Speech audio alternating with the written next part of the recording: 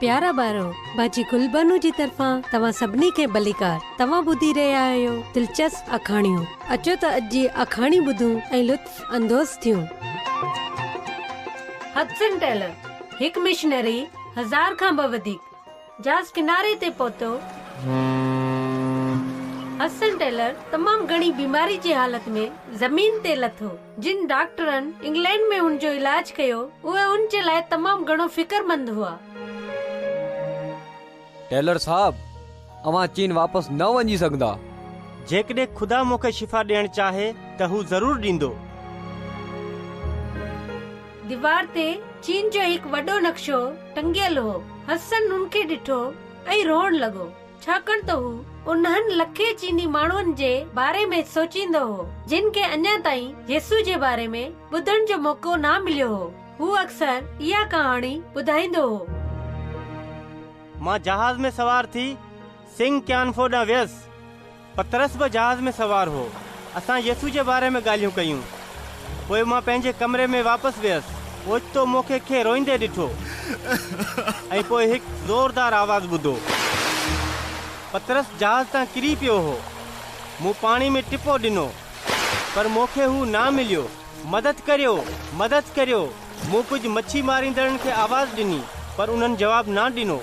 असां वटि वक़्तु न आहे, असां मच्छियूं झलियूं पिया। छा तव्हां असांखे पैसा ॾींदा? मूं उन्हनि सां वाइदो कयो त मां ॾींदसि। उन्हनि खे मदद लाइ अचण में घणो वक़्तु लॻी वियो। उन्हनि पतरस खे पाणी मां ॿाहिरि कढियो। मूं पतरस खे ॿेहर होश में आणण जी तमामु घणी कोशिशि कई, पर हाणे घणी देरि थी वई हुई। पतरस मरी चुको हो।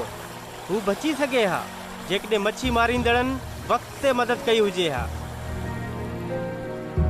केतिरी ख़राब ॻाल्हि आहे। हसन माण्हुनि खे बचाइण चाहींदो हो, ख़ासि तौर ते उन्हनि खे हुननि जे गुनाहनि खां, पर हाणे हू बीमार हो। मालिक येसु, महिरबानी करे 5 मिशनरियुनि खे चीन मोकल त जीअं घणा माण्हू तो ते ईमान आणनि ऐं बची सघनि।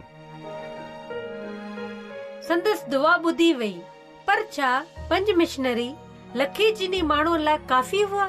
हसन टेलर 24 लाइ दुआ कई, 100 लाइ, 1000 लाइ, ऐं खुदा संदसि दुआनि जो जवाबु ॾींदो वियो।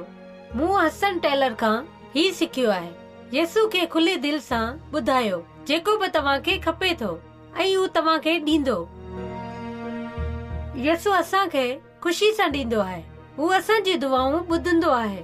हसन टेलर ॿीहर ठीकु थी वियो ऐं 9 मिशनरियुनि सां गॾु ॿीहर चीन वियो।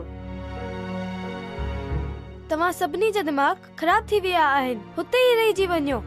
हिते तव्हां घणा पैसा कमाई सघो था। चीन में तो तव्हां बुख मरंदा, छाकाणि त तव्हांखे जल्दी विसारिया वेंदा। विसारण खुदा कॾहिं बि पंहिंजनि ॿारनि खे न विसारींदो आहे। खुदा कॾहिं बि उनखे न विसारियो हो। जेकॾहिं मूं वटि 1000 ज़िंदगियूं हुजनि हा त मां 1000 भेरा मिशनरी थियां हा। छा तव्हां बि मिशनरी बणजण चाहियो था? मां तव्हां खां वाइदो करियां थी, तव्हां अमीर न थींदा ऐं इहो अक्सर तव्हां लाइ ॾुखियो बि हूंदो, पर हर हाल में उनखां बि बहितर को बि कमु न आहे जेको येसु असांखे करण लाइ चवे थो, ऐं हर हाल में हुन ते भरोसो करणु घुर्जे। ठीकु आहे ॿारो, हाणे बाजी गुलबानो खे इजाज़त ॾियो। खुदा हाफ़िज़।